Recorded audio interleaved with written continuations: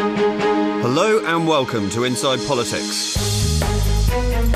I'm Mark Devenport, and today is the second in a series of special election programmes. Our regular commentators won't appear this weekend. Instead, they're gathering their thoughts for the end of the campaign. First, we turn to the TUV leader, Jim Allister. In last year's European election, Mr Allister didn't get returned, but was able to claim a victory by virtue of the 66,000 votes he took from the DUP. So I began by asking him if he had to set the bar higher this time. Was the definition of success the TUV leader actually getting elected to Westminster? Well, of course it would be extremely advantageous, and that is our goal, and that is my belief that we shall attain that goal and also perform exceptionally well elsewhere and possibly win seats elsewhere. That's our ambition. I see nothing, and I've heard nothing on the doors, which would cause me to think that our level of support has at all diminished. In fact, the reality of another year of abject failure at Stormont, topped now by the gifting of policing and justice powers to the incompetents at Stormont, has, I think, added to the momentum which is flowing with TUV, because the reality is that the other two unionist parties have deep problems. The DUP's mired in controversy and scandal. It's all the talk about unexplained links with developers and the legacy of its multiple broken promises, which is brought into sharp focus by the fact this is a Westminster election, because in the last Westminster election, 2005, the key headline of their manifesto was that mandatory coalition with Sinn Féin was out of the question. And of course the very fact that they then delivered that is something which people readily remember.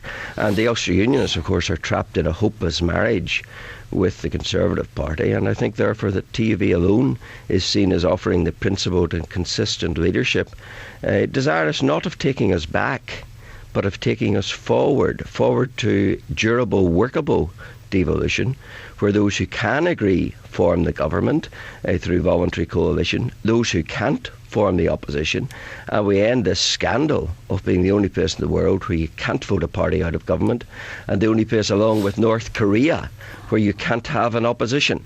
And I think that there is an appetite for change, given 3 years of abject and demonstrable failure at Stormont and the malfunctioning situation which prevails there. So I'm looking forward to a very good result. Well, you were critical there of both the DUP and the Conservatives and Unionists, but in your statement confirming you won't be standing in a number of seats, including Upper Bann, you appeared to indicate that whilst you're not going to tell your supporters who to back, you yourself are inclined more to the Conservatives and Unionists than the DUP. Well, I'm fairly agnostic on these issues. My biggest regret is, of course, that we cannot actually offer TUV supporters right across the province the opportunity in this election to vote TUV, because we are a party who neither wants to see Sinn Féin in government nor in Parliament, and therefore we've been prepared to walk the walk of unionist unity and stay out deliberately of all the marginal seats.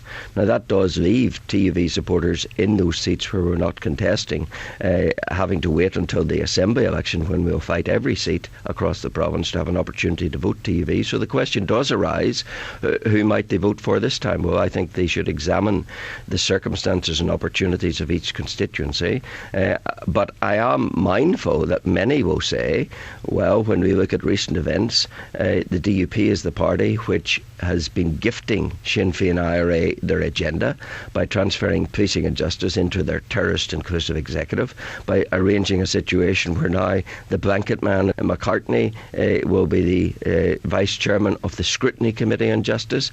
And some will say, well, at least the Ulster Unionists, for all their past failings, had the wit and the sense to vote against the transfer of policing and justice to a terrorist inclusive executive, and I'm sure that will weigh with many voters in seats where TUV is not standing. Although, of course, their electoral allies, the Conservatives, back that move. But, I mean, your critics say that you're very good at articulating what you're against, but less good at actually spelling out anything that you're for. Well, in this interview, I've already done that. I am for durable, workable devolution, the very opposite to what we've got.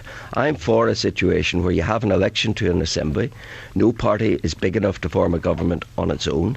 Those that can come together voluntarily, put together a programme about what they'll do about education, about health, about roads and all the day-to-day issues, those who can agree that programme, a programme which can command the requisite majority in the Assembly, form the government. Those who can't form the opposition, and then the electors have the right to vote a party out of government, have an opposition to check and balance what is done in government, and that is how democracy works everywhere, except in Northern Ireland, whereas I say again, we are the only place, apart from North Korea, to have a parliament where you're not even allowed to have an opposition and not allowed to vote a party out of government. Now that is the politics of backwardness. That is the politics that takes us away from the fundamentals of democracy. I want to put in place the basic building blocks of democracy: the right to vote a party out, the right to have an opposition, the right to have durable government, the right to have workable government. But what we have in Northern Ireland is the most malfunctioning government anywhere in Western Europe.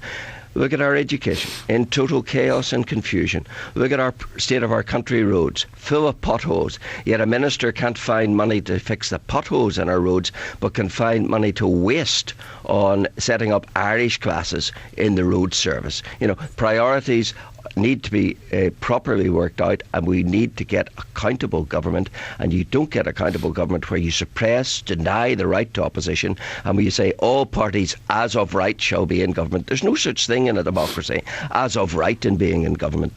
There's such a thing as being elected to an assembly or a parliament and then working it out with others who can command the necessary majority to form that government. Well, if you get into a future Stormont assembly, would you envisage being permanently in opposition? No, I would anticipate seeking to build a consensus which would create durable government. I'm not against shared government. Have you made any overtures, say, to the SDLP to be part of any future alternative setup? No, I think that the moment of the penny dropping with other parties will come when mandatory coalition is rendered unworkable by the presence of a sufficient bridgehead of traditional unionists, and then faced with the choice of working Stormont on a democratic basis, on a voluntary coalition basis, or seeing devolution being incapable of working as it is at present. I think then, when the penny will drop with many, that it is voluntary coalition which is the way forward. And I certainly, let me make this clear, I'm not opposed to shared government. I'm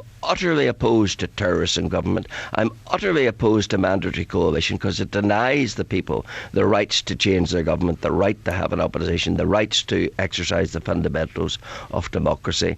But all of that is about going forward.